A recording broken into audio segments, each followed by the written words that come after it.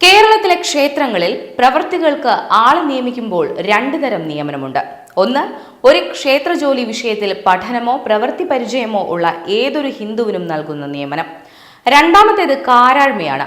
ഇത് ക്ഷേത്രത്തിലെ ശാന്തി തൊട്ടുള്ള ഏത് ജോലിയിലും ആകാം. എന്നാൽ എല്ലാ അമ്പലങ്ങളിലും കാരാഴ്മ അവകാശമുള്ള ജീവനക്കാരില്ല. ഊരാഴ്മയും കാരാഴ്മയും ക്ഷേത്രങ്ങളുമായി ബന്ധപ്പെട്ടുള്ള അവകാശങ്ങൾക്ക് പറയുന്ന പേരുകളാണ്. ഊരാഴ്മ എന്നാൽ ഉടമസ്ഥാനമാണ്.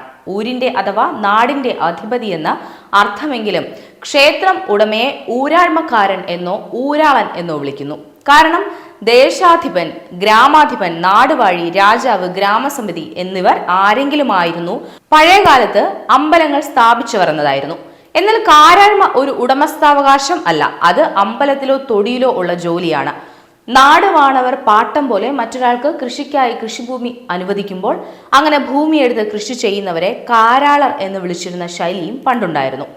ഒരു ക്ഷേത്രം ഉണ്ടാകുന്ന കാലത്തോ അതിന്റെ പിന്നീടത്തെ കാലഗമനത്തിലോ മാലകെട്ട്, അടിച്ചുതളി, പൂജ അടക്കമുള്ള മറ്റു ക്ഷേത്രങ്ങളിലെ ജോലികൾ എന്നിവയിൽ ചില കുടുംബങ്ങൾക്ക് പാരമ്പര്യമായി പ്രവൃത്തി നിശ്ചയിക്കാറുണ്ട്. അതിന് കാരാഴ്മ എന്ന് പറയും. കേരളത്തിലെ ദേവസ്വം ബോർഡ് ക്ഷേത്രങ്ങളിലും അല്ലാത്ത ക്ഷേത്രങ്ങളിലും കാരാഴ്മയായിട്ടും അല്ലാതെയും ജീവനക്കാരുണ്ട്. ദേവസ്വം ബോർഡ് ടെസ്റ്റോ ഇന്റർവ്യൂ ഒക്കെ നടത്തി ആളെ നിയമിക്കുന്നത് കാരാഴ്മ അല്ലാത്ത ജോലികളിലേക്കാണ്. എന്നാൽ കാരാഴ്മ ജോലികളിൽ എടുക്കുക, അതായത് അമ്പലങ്ങളിലെ കാരാഴ്മ അവകാശമുള്ള കുടുംബങ്ങളിലെ ആളുകളെയാണ്. വാർഷികമായി നടക്കുന്ന അടിയന്തരങ്ങൾ, ചില ചടങ്ങുകൾ എന്നിവ നിർവഹിക്കാനുള്ള അവകാശവും ഇത്തരത്തിലുള്ള ആളുകൾക്ക് നൽകപ്പെട്ടിട്ടുണ്ട്. ഉദാഹരണം ശബരിമല എടുക്കുക.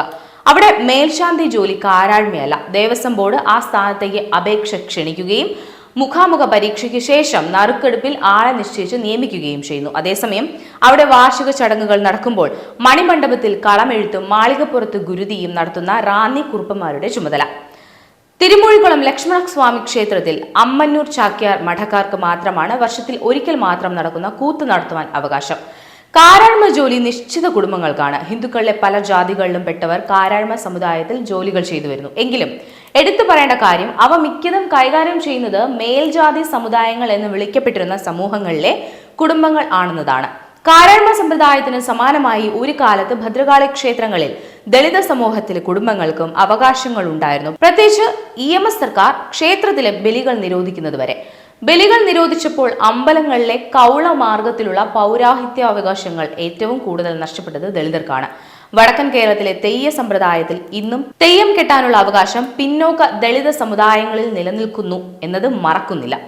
കാരാഴ്മയുള്ള അമ്പലങ്ങളിൽ കാരാഴ്മയിൽ നിയോഗിക്കപ്പെട്ട കുടുംബങ്ങൾ ഉണ്ടെങ്കിൽ അതിലെ അംഗങ്ങളെ ക്ഷേത്ര തൊഴിലാളികളിൽ നിന്നും മാറ്റി മറ്റൊരു കൂട്ടരെ നിയോഗിക്കാൻ പാടില്ല. കാരണം കാരാഴ്മ ജോലികൾക്ക് ഹിന്ദു നിയമങ്ങൾ പ്രകാരമോ ഹിന്ദു സ്ഥാപന നിയമങ്ങൾ പ്രകാരമോ നിരോധനം വന്നിട്ടില്ല. കാരാഴ്മ എന്നത് ജോലിക്കായി ചില കുടുംബങ്ങളിൽ പൂർവ്വ സമ്പ്രദായ പ്രകാരം നിക്ഷിപ്തമായിരിക്കുന്ന അവകാശമാണ് എന്നതിനാൽ അതിന് നിയമപ്രാബല്യവുമുണ്ട്. അതായത് കാരാഴ്മ വഴി ജോലിയിൽ നിയമിക്കേണ്ട ഒരാൾക്ക് അത് നിഷേധിച്ചാൽ അയാൾക്ക് സ്വന്തം അവകാശം സ്ഥാപിച്ചു കിട്ടാൻ കോടതിയെ സമീപിക്കാനാകും. കേരളത്തിലെ ക്ഷേത്ര ജോലികളിൽ മറ്റു ജോലികളെ അപേക്ഷിച്ച് കാരാഴ്മ ജോലികൾ വളരെ കുറവാണ് എന്നത് മറ്റൊരു കാര്യം. ദേവസ്വം ബോർഡ് ക്ഷേത്രങ്ങളിലായാലും അല്ലാത്ത ക്ഷേത്രങ്ങളിലായാലും കാരാഴ്മ പോസ്റ്റുകൾ തീർത്തും കുറവ് തന്നെ. 90% അമ്പലങ്ങളിലും കാരാഴ്മ നിലനിൽക്കുന്നില്ല.